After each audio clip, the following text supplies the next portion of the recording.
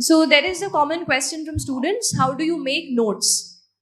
Yes, this is a very common question which all of us have when we start preparing. And notes, when you say I'll talk about three different parts of it. The first is, how do you make notes of the current affairs? Yes, this sounds tricky to us. So what I used to do was, I used to read a particular newspaper. I used to read Hindu. Then I started reading Indian Express and the latest stages of my preparation. You can choose either of them.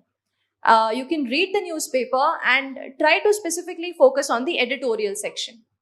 And for that, I used to make my own notes. So when I say own notes, what I mean is, I used to note down some important statements, some good facts, some statistics, some quotation, or some international report which is quoted there. When you do that for an editorial, what happens is, you are creating your own data bank. You are creating your own line of thought in that particular topic. And I had categorized them according to the different topics of the general studies. So I had made history, geography. Generally, in current affairs, you'll not have much of history, geography. You'll more have polity, economy, Indian society. What else? Science and tech, IR, international relations. So I had categorized the topics, and I used to note down whatever editorial importance which I used to find in that particular head. So that gave me, at the end of 1 year, I had my own set of notes, important topics that were there for that year. So when you say current affairs, if you're giving the exam for 2023, from January 2022, your current affairs become important.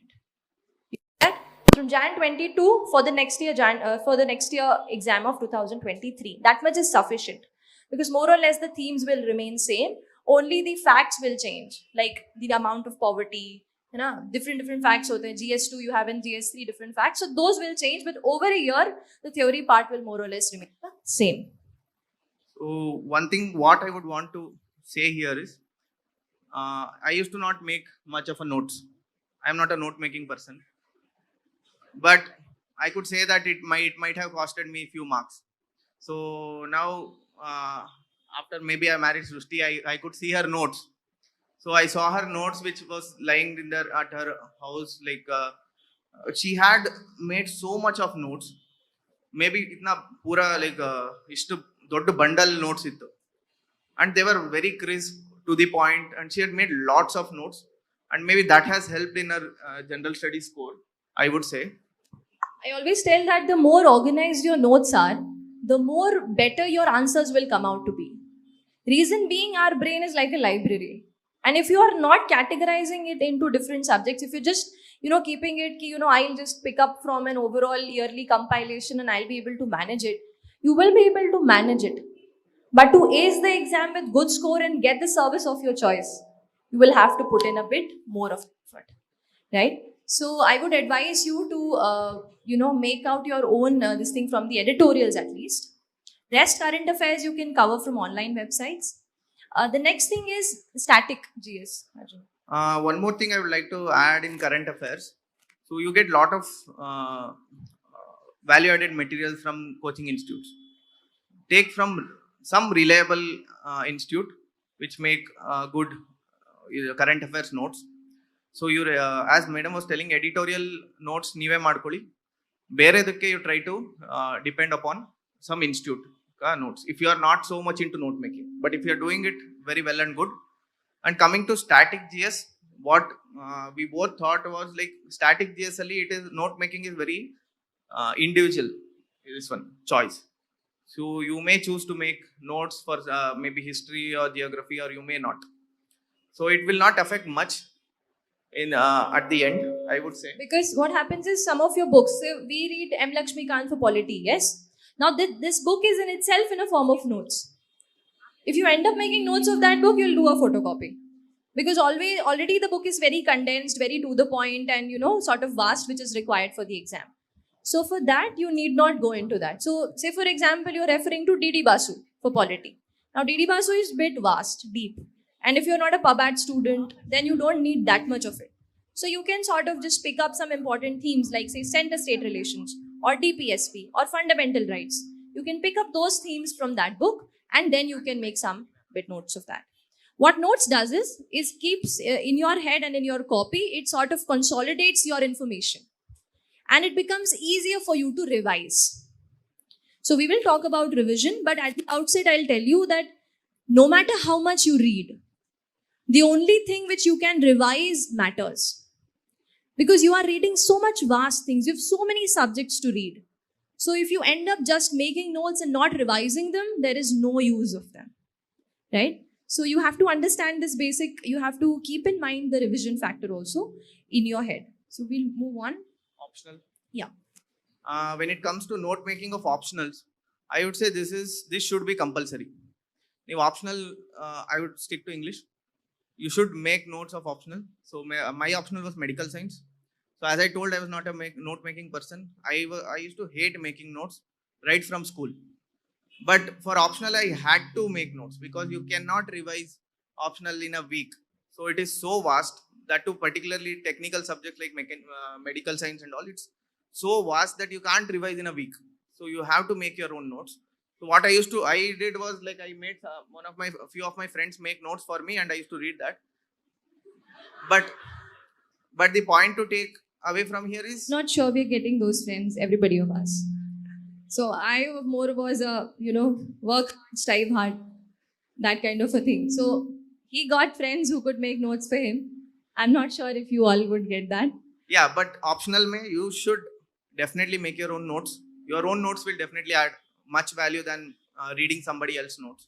The medical science has notes available on internet of one of our senior, so it's really good. But if you read that, you'll not be able to grasp it as much as you have prepared on your own. So optional notes making is very much necessary. Even if you don't make any other notes, you make sure that you will make your own optional notes. Okay? It is usually said that don't make a notes on first reading, make a notes on after second reading and third reading. Ma'am, what is the gap between the first reading and second reading, ma'am? If we give too much of gap, means if we read second time also, it will get, we are reading first time only. Yes. So we are stuck between how to make notes, the gap between first reading and second reading and third reading. Fine. Ma'am, this is the. Yes. Thank you, ma'am. So this question is basically applicable for static part, correct? Say for example, the newspaper for 30th July. Will you be going back to it after a couple of days? No. 30th July newspaper is gone. Then will come 30th August and so on. So this question is applicable for static. I am reading NCERT for the first time. Should I make notes on the first go? Not advisable. Reason being, first time everything sounds very fresh. First time I read magma and lava, I feel, oh, there was something like that in 6th standard. Now it's again feeling fresh. But when I am reading about the different theories, the Wegener theory and whatnot of geography, I will see that lava magma concept is extremely basic. UPSC is not going to throw you such questions, neither in prelims nor in mains. So that means that I'm not going to make notes out of it now, of that particular topic. But if you are reading something from GS2, you are reading the concept of, tell me some political concept, anything. Say communalism. I'm reading about communalism from the 11th standard political science NCERT. Yes. I read it and then I found over and over UPSC is asking me communalism. So yes, that particular topic becomes important for me. I might want to note down some important things from it. When it comes to the second reading, third reading, that will be more applicable for your standard books. See, what is the layer of your preparation? Base is your NCERT. That is the base. Please don't ignore it. Please don't say that I am an art student, I've taken humanities, I'll leave on NCERTs, I'll directly pick on the standard books. No. You can see for yourself, 2018, we had a question in GS1 that was directly drawn from 11th standard NCERT history. The particular chapter topic was picked up. So the themes UPSC is concerned about of NCERT, do read it. Second thing of your preparation is standard books, yes. Every standard book. The third part of your preparation is your reference books. So you don't need reference books for every subject. But say for example, if you feel that I need to read a bit deeper for polity, so I may take up D.D. Basu as a reference. My standard book will be Lakshmikant, like that. So for notes, that is all. First reading, thoda, you can sort of keep it aside. Maybe in a week, maybe in 10 days when you revisit the topic and you somehow forget a couple of concepts, then you can sort of just write it down in your copy that, this is something which is important, right? If I have to add on to that, if so many people will have this doubt, so should I make notes now when you're reading this? So what you can also do is keep 4 books each for GS 1, 2, 3, 4. So whatever you read, if you feel like this is worth making note of, so then you note down in that particular book.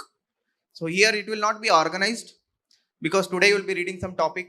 Again, after 10 days, you will be reading the same topic again. So in this page, you would have made notes. After 10 page, again, you will make the same notes. So here it will not be organized, but your doubt of whether I should make this now or not, or will I miss this information if I miss it today. So this will be solved. So this is what I would advise. If you have this kind of doubt, take 4 books.